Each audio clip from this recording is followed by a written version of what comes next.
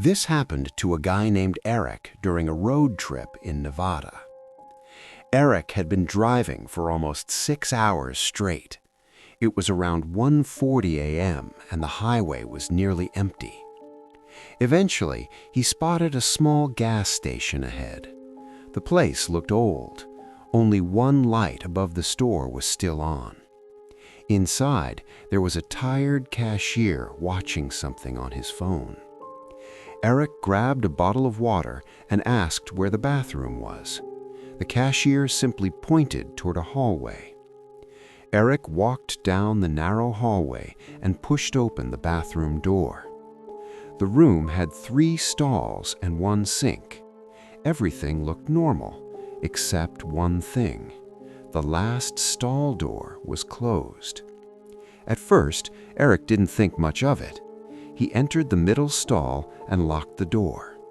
About 30 seconds later, he heard something strange, a slow knocking sound. It was coming from the stall next to him. Knock, knock, knock. Eric assumed someone was inside, but the knocking didn't sound like someone hitting the wall. It sounded like someone tapping the metal door, slowly. Then a voice came from the stall, a very quiet voice. "Hey." Eric froze. The voice sounded weak, almost scared. "Can you help me?" Eric hesitated. "What happened?" he asked. The voice replied, "The door won't open." Eric finished quickly and stepped out. He walked to the stall door and tried the handle. It opened instantly, but inside, the stall was empty. Eric stood there confused. Then he noticed something that made his stomach drop. The stall door locked itself from the inside. Eric walked back to the front counter. He told the cashier what happened. The cashier looked at him strangely, then said something that made Eric feel sick. "You're not the first person to say that." Apparently, 2 years ago, a man had been found unconscious in that same stall. No one knew how long he had been there, but since then, customers sometimes claimed they heard someone asking for help inside that bathroom.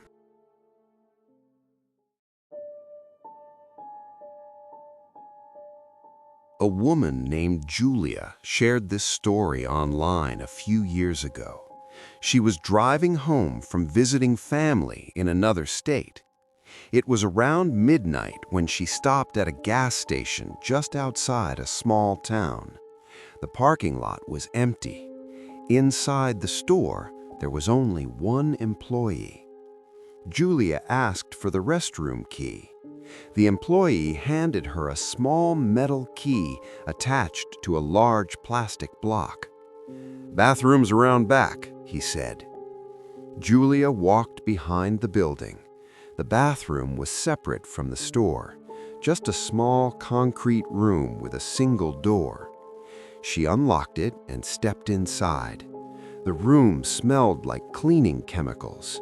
The light flickered a little, but it worked. Julia locked the door behind her. After a minute, she heard footsteps outside.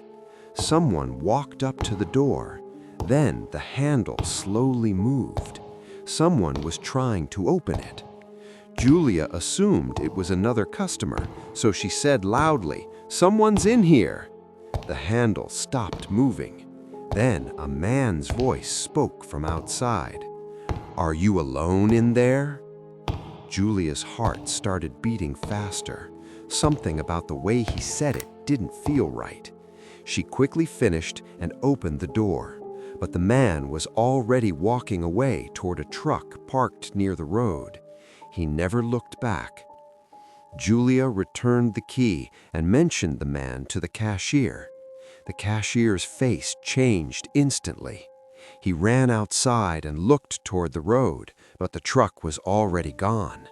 Then Julia told Julia something disturbing. Earlier that week, a woman reported a man trying to force open that same bathroom door while she was inside.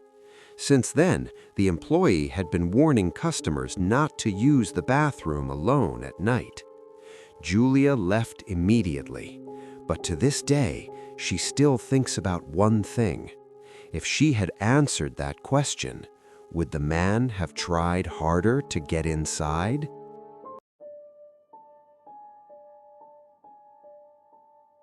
The third story happened to a college student named Marcus. Marcus worked late shifts delivering food. One night, around 2 a.m., he stopped at a 24-hour gas station. The place was quiet. He grabbed a drink and headed toward the bathroom. The bathroom was clean, surprisingly clean for a gas station. Marcus used the sink and glanced up at the mirror.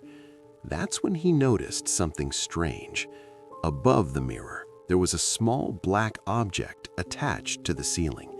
At first, it looked like a smoke detector, but the angle seemed wrong. Marcus stepped closer. Then his stomach dropped. It was a tiny camera pointing directly toward the sink and stalls. Marcus immediately left the bathroom and told the cashier. The cashier looked confused and followed him back, but when they entered the bathroom again, the camera was gone. The spot where it had been attached was empty. Marcus swore he saw it.